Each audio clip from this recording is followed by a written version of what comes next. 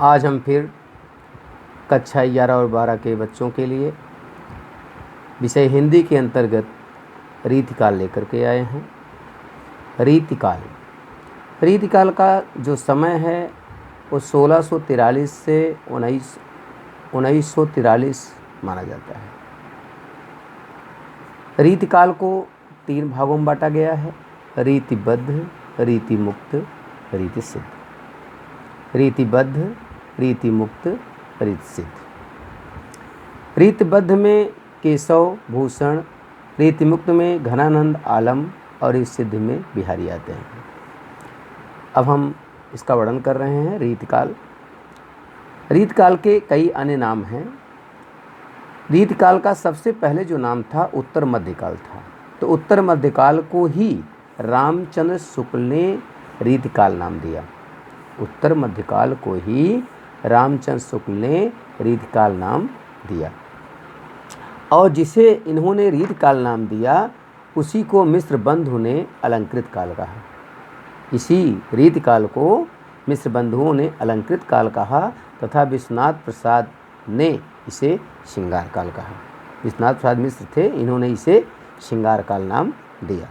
इस प्रकार से रीतिकाल के अनेक नाम हैं: उत्तर मध्यकाल, श्रृंगार काल, अलंकृत काल, रस काल, अनेक प्रकार के इनके नाम आते हैं। इसको 3 भागों में बांटा गया, जो पहले मैंने बताया आपको: रीतिबद्ध, रीतिमुक्त और रीतिसिद्ध। हम इसका वर्णन कर रहे हैं। सबसे पहले है रीतिबद्ध।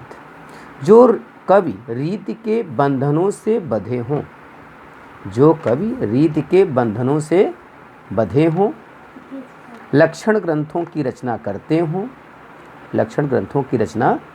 हों तथा कवि के साथ साथ आचार्य कहलाते हों, उन्हें रीतिबद्ध कवि कहा जाता है। जो कवि रीति के बंधनों से बंधे हैं, लक्षण ग्रंथों की रचना करते हैं तथा कवि के साथ साथ आचार्य कहलाते हैं, उन्हें रीतिबद्ध कवि कहा जाता है। इन कवियों में प्रमुख रूप से कवि केशवदास, भूषण, देव, मतिराम आदि कवि आते हैं। चिंतामणि, ये सब रीतिबद्ध कवि हैं। तो केशवदास की कुछ रचनाएं हैं। रामचंद्रिका जो एक महाकाव्य है, ब्रजभाषा का पहला महाकाव्य रामचंद्रिका। अभी तक कोई ब्रजभाषा का महाकाव्य नहीं आया, रामचंद्रिका ब्रजभाषा का पहला महाकाव्य है। विज्ञान गीता, अनेक ऐसी रचनाएं इनकी हैं। जहांगीर जयचंद्रिका है।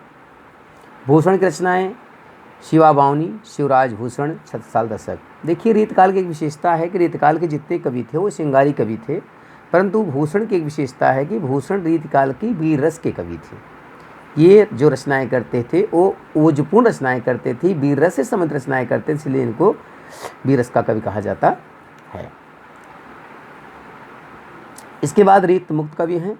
रीतमुक्त कवियों में जो रीति के बंधनों से मुक्त हैं, उन्हें रीतिमुक्त कवि कहा जाता है। इन कवियों में घनानंद, बोधा, आलम, ठाकुर आते हैं। घनानंद, बोधा, आलम, ठाकुर। तो घनानंद, इनकी रचना सुजान सागर है। बोधा, इनकी 2 रचनाएं हैं, इश्कनामा और बिरह वारिस। आलम है, इनकी रचना आलम केली है। एक ठाकुर थे, उनकी रचना ठाकुर ठसक थी।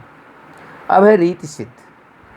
रीतिसिद्ध जो रीतिकाल के कवि तो नहीं हैं, परंतु उन्हें रीतिकाल की सिद्धि प्राप्त है, उन्हें रीतिसिद्ध कवि कहा जाता है। इन कवियों में प्रमुख रूप से कविवर बिहारी माने जाते हैं, जिनकी मात्र एक रचना है बिहारी सतसई।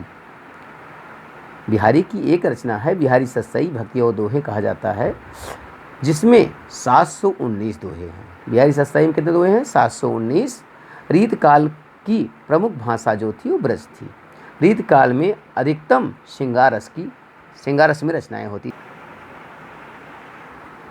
रीतकाल की प्रमुख विशेषताएं हैं: आश्रयदाता राजाओं की प्रशंसा, श्रृंगार रस की प्रधानता, लक्षण ग्रंथों की रचना, ब्रज भाषा में रचनाएं, रीतकाल की विशेषताएं हैं।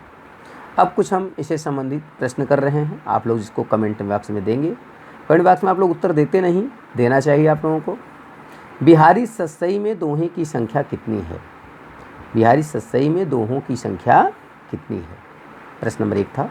प्रश्न नंबर 2 है, रामचंद्रिका महाकाव्य की रचना किसने की? रामचंद्रिका नामक महाकाव्य की रचना किसने की?